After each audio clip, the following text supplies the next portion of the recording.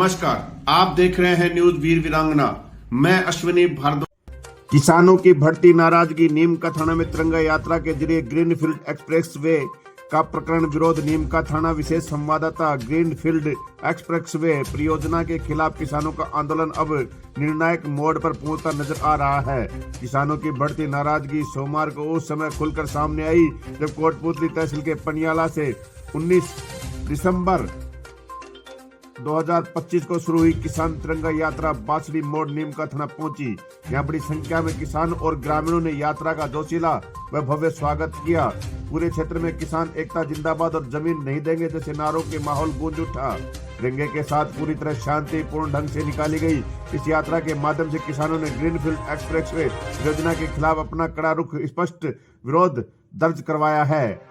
इस अवसर पर किसान महापंचायत के राष्ट्रीय अध्यक्ष रामलाल जाट ने किसानों को संबोधित करते हुए कहा है कि ये सरकार किसान की भावनाओं और मांगों को अनदेखी करती रही है और ये आंदोलन और भी अधिक व्यापक तेज किया जाएगा। उन्होंने ऐलान किया है कि 30 दिसंबर को जयपुर से प्रस्तावित अन्नदाता हुंकार रैली में 50,000 से अधिक किसान शामिल होकर सरकार को अपनी ताकत का एहसास करवाएंगे। तिरंगा यात्रा के संयोजक सुरेश बिजरानिया ने दो टूक कहा है कि जब तक सरकार ग्रीनफील्ड एक्सप्रेसवे को लेकर लिया गया फैसला वापस नहीं लेगी तब तक किसान का यह शांतिपूर्ण आंदोलन जारी रहेगा। इस अवसर पर बड़ी संख्या में किसान नेता रहे मौजूद। कार्यक्रम के दौरान किसान महापंचायत के राष्ट्रीय अध्यक्ष रामलाल जाट, राष्ट्रीय उपाध्यक्ष रोहितास बोरा, प्रदेश अध्यक्ष मुसद्दीलाल यादव, प्रदेश महामंत्री सुंदरलाल भावरिया और भी अधिक लोग यहाँ पे उपस्थित रहे। अंतिम दम तक संघर्ष का ऐलान। किसानों ने एक बार एक स्वर में कहा है कि उनका आंदोलन पूरी तरह शांतिपूर्ण है, लेकिन अपनी जमीन के अधिकार और सम्मान की रक्षा के लिए वे अंतिम दम तक संघर्ष करते रहेंगे। नीम का थाना में निकाली तिरंगा यात्रा ने साफ संकेत दे दिया है कि ग्रीनफील्ड एक्सप्रेसवे के मुद्दे पर किसान एकजुटता अब और भी मजबूत हो चुकी है, जिसे अनदेखा करना सरकार के लिए काफी मुश्किल होगा। आप देख रहे हैं न्यूज वीर वीरांगना। आपको खबर अच्छी लगे तो चैनल को लाइक, सब्सक्राइब, शेयर, कमेंट्स करें। न्यूज वीर वीरांगना राजस्थान।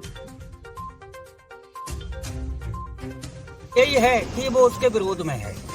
ना उन्होंने अभी तक ये खुलासा किया कि भाई आपको इस बदले में मुआवजा कितना देंगे या इस बदले में आपकी जमीन जो जा रही है कहीं दूसरी जगह आपको जमीन दी जाएगी, या आप बेघर होने जा रहे हो, जहाँ मकान भी आ रहे हैं वो भी टूट रहे हैं कि भाई आपको दूसरा मकान बना के दिया जाएगा, फला जगह पे दिया जाएगा।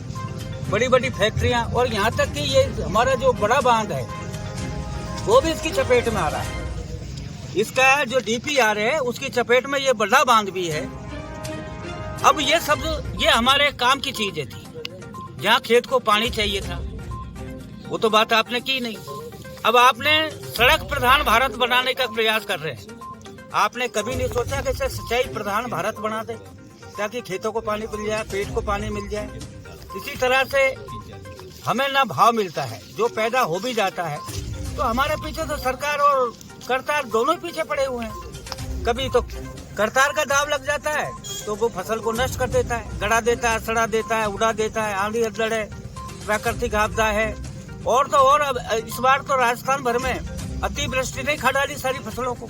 कहीं किसी की कौन सी फसल थी वो गई, कहीं किसी ने कुछ बोया था वो गया, और जो कुछ बची कुची थी उसका सरकार दाम नहीं दे रही। कुल मिलाकर के MSP पे गारंटी की कानून की बात तो नहीं करते ये कि आपकी हम फसल को खरीदेंगे, किसान को बचाएंगे, लेकिन गांव को और किसान को तो उजाड़ना चाहती है सरकार। वो चाहती है कि औद्योगिकरण होना चाहिए, औद्योगिक क्षेत्र बड़े बड़े शहर होने चाहिए और गांव उजड़ जाने चाहिए, शहर बस जाने चाहिए। मतलब शहर को बसाने से लेके बचाने तक का उपाय तो ये कर रहे हैं, लेकिन गांव को उजाड़ करके शहर को बसाना ये हमारी ग्राम विकास की या हमारे ग्राम स्वराज की ये नीति नहीं है।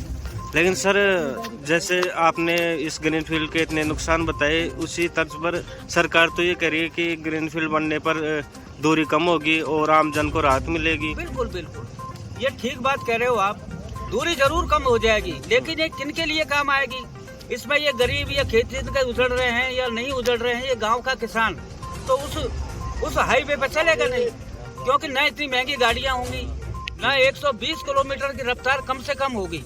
तो गाड़ियों का एंट्री है। अब मेरे ट्रैक्टर की तो हो नहीं सकती, मेरी बैलगाड़ी की हो नहीं सकती, ऊंट गाड़ी की रफ्तार इतनी हो नहीं सकती, इतनी रफ्तार से मैं पैदल चल भी नहीं सकता। तो अच्छा, इसको लेकर अब आगे आपकी क्या रणनीति रहेगी और आगे क्या करने वाले हैं? किसान महापंचायत का मैं मीडिया प्रभारी सुरेश बिजारनिया, और ये जो तिरंगा चेतना यात्रा हमारी 19 तारीख को चली है पनियाला मोड़ से और किशनगढ़ तक ये यात्रा हमारी जानी है।